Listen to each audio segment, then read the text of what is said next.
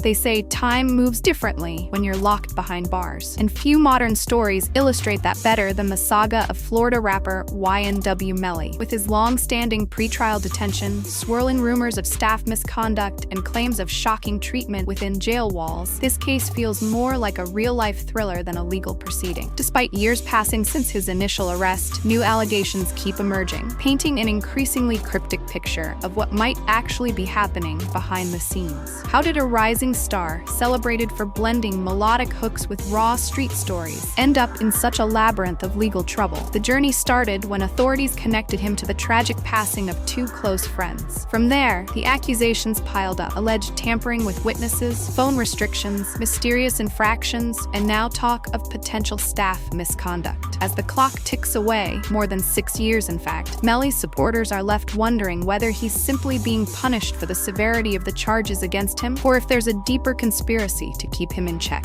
Meanwhile, those on the other side see his circumstances as a necessary measure to ensure justice is served. Adding to the confusion are contradictory accounts from deputies who say they're merely enforcing standard protocol, and from defense attorneys who claim these protocols are stripping away Melly's most basic constitutional rights. At the heart of the matter lies an age-old question: where do we draw the line between necessary detention and cruel, excessive confinement? By the end of this story, you might find yourself questioning whether we're being given the whole truth or just scraps of a far more tangled narrative. To understand how we got here, it helps to go back to 2018, when news broke that two young men, each close to Melly since childhood, had lost their lives under circumstances that quickly raised suspicion. The Florida rapper, whose real name is Jamell Demons, was taken into custody and accused of having a hand in ending his friends. The public was shocked, not just because the accusations were harrowing, but because only a short time earlier, Melly's music career had been on a steady rise. Tracks like Murder on My Mind had catapulted him into the spotlight, and he seemed poised for stardom. Yet almost overnight,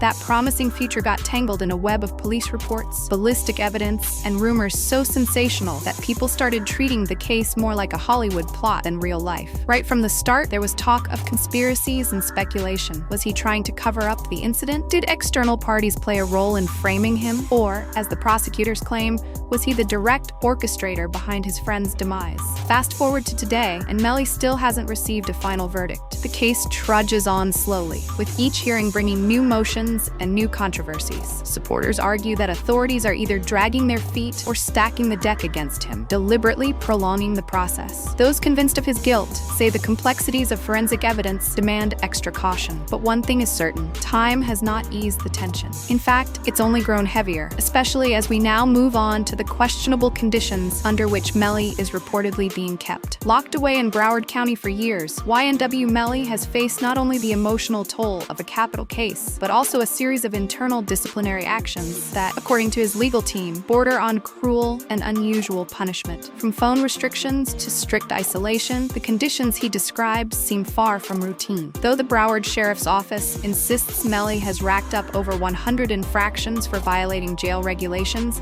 his attorneys counter by saying that many of these alleged breaches are either exaggerated or outright fabricated. One of the major sticking points is Melly's alleged misuse of phone privileges. Correctional officers claim he frequently tried to bypass the system, using other inmates' phone identification pins and allowing others to use his own. According to them, repeated warnings led nowhere, so they escalated the punishments. Melly's defense, however, suggests the phone incidents are blown out of proportion. They say he's singled out for activities that are common in jails everywhere. Notably, the facility's staff also placed him in administrative segregation, effectively isolating him from other detainees. Under this arrangement, whenever he left his cell, the rest of the unit would go on lockdown. That meant no interaction with peers, no communal TV time, and severely limited access to everyday privileges. The deputies justify it by pointing out the seriousness of Melly's charges and possible security concerns. But his lawyers see it as near solitary confinement, inflicted without a proper hearing or consistent documentation. More than just a matter of phone logs and segregated cells, Melly's team claims there's a constitutional issue at stake.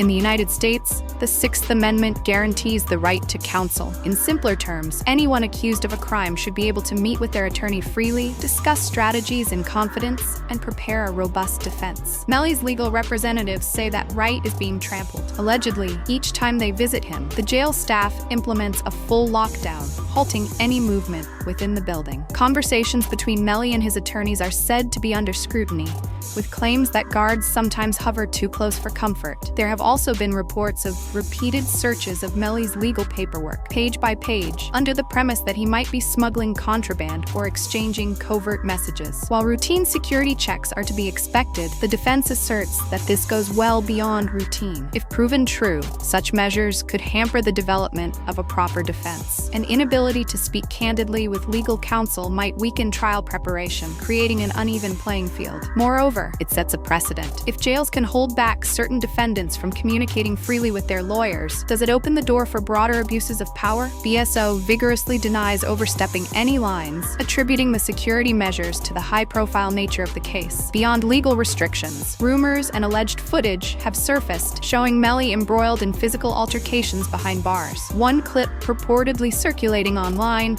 claims to capture the rapper caught in a multi-person scuffle, fueling speculation about whether he's being targeted by fellow inmates or perhaps set up by staff. Nobody has offered clear evidence tying these disputes to a larger scheme, but social media loves a good conspiracy, and speculation runs rampant. Is the trouble orchestrated by outsiders looking to harm Melly, or is he inciting his own problems by refusing to follow jailhouse norms? His attorneys lean towards a narrative of unjust persecution, but official statements from the jail suggest he's not exactly an innocent bystander. They point to repeated disciplinary tickets, fights, and general defiance. Just like so many other aspects of this case, the truth depends on which side you ask. What complicates matters is that the alleged footage, if it indeed exists, isn't an official release. Unverified clips passing through social media networks often come with no date stamps, context, or clarity. Still, their mere existence sows doubt. If Melly is truly dangerous, maybe these measures are justified. If he's being provoked, who stands to gain from making him look unhinged? As if accusations of taking his friends' lives and complaints of cruel treatment weren't enough, there's another glaring subplot: witness tampering. Prosecutors allege Melly tried to sway individuals connected to his case, either by intimidation or other manipulative tactics. This is no minor charge. Attempting to influence testimony can severely worsen a defendant's legal standing, sometimes leading to additional penalties down the road. Melly's side vehemently denies these claims, suggesting that the prosecution is reaching. They say the phone restrictions and isolation measures have made it nearly impossible for him to communicate freely. So how could he be tampering with witnesses at all? This point sparks confusion. If Melly is so heavily monitored, one wonders how he could manage to orchestrate a grand scheme to manipulate testimonies. Yet the official stance from BSO remains firm. There's an ongoing investigation, and it's tied not only to Melly's behavior, but also to some questionable decisions by certain jail staff. The bizarre twist is that at least one deputy resigned amid these controversies, implying that the misconduct might lie more with the employees than the inmate. Exactly who tampered with whom, though, still remains an open question. It's not often that a high-profile inmate's claims lead to formal investigations of correctional officers, but that's precisely what appears to be happening here. According to documents recently brought to light, a few members of the jail staff ended up under the microscope for how they handled or interacted with Melly. At least one detention technician faced unknown disciplinary action, with little clarity offered to the public. This situation raises an intriguing possibility. Could it be that Melly discovered misconduct among the deputies and turned the tables? Some suspect that the resignation of a deputy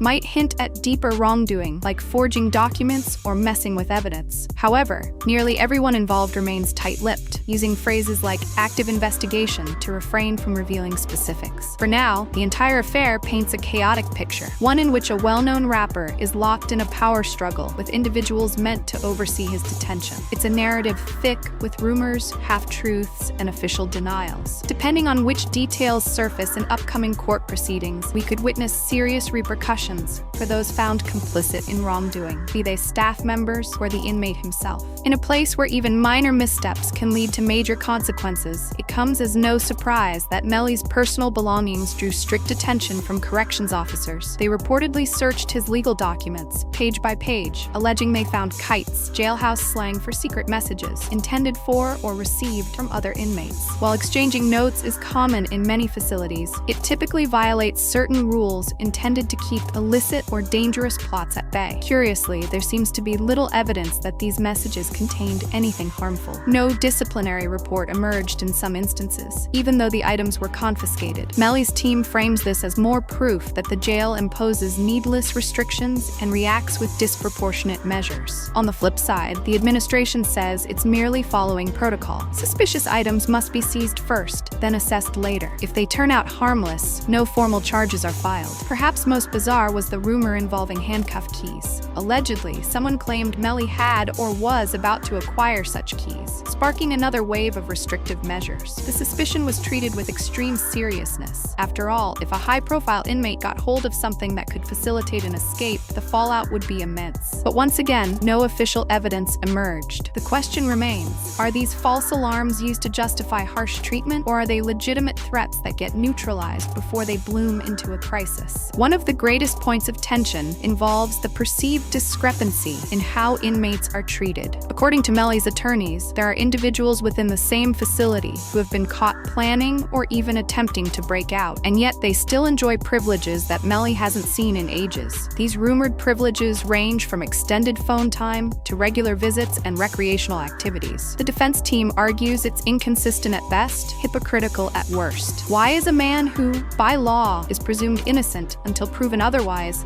being subjected to more severe confinement than some who've actually been convicted of violent offenses? BSO counters that the nature of the allegations against Melly, combined with repeated rule violations, necessitate heightened measures. They also claim that each inmate's circumstances differ. Previous behavior, risk assessments, and external factors all shape daily decisions on discipline. Nonetheless, this discrepancy fosters a strong sense of injustice among Melly's supporters, who feel the jail is punishing him for media notoriety rather than any real security threat. Even neutral observers admit the lines are blurred. Is an inmate automatically a bigger risk because they're famous, or does that fame simply invite closer scrutiny? In November, Melly's defense filed a petition alleging that the conditions of his confinement break multiple constitutional rights. In response, BSO asked the court to grant them additional time, plus permission to exceed the usual page limit to build their counter-argument. They insist they have ample documentation, transcripts, and recorded phone calls to prove Melly's repeated non-compliance with jail policy. This push-and-pull dynamic has turned the legal proceedings into a complicated chess match. On the one hand, Melly's lawyers want to keep the spotlight on alleged constitutional violations, emphasizing how indefinite isolation and restricted counsel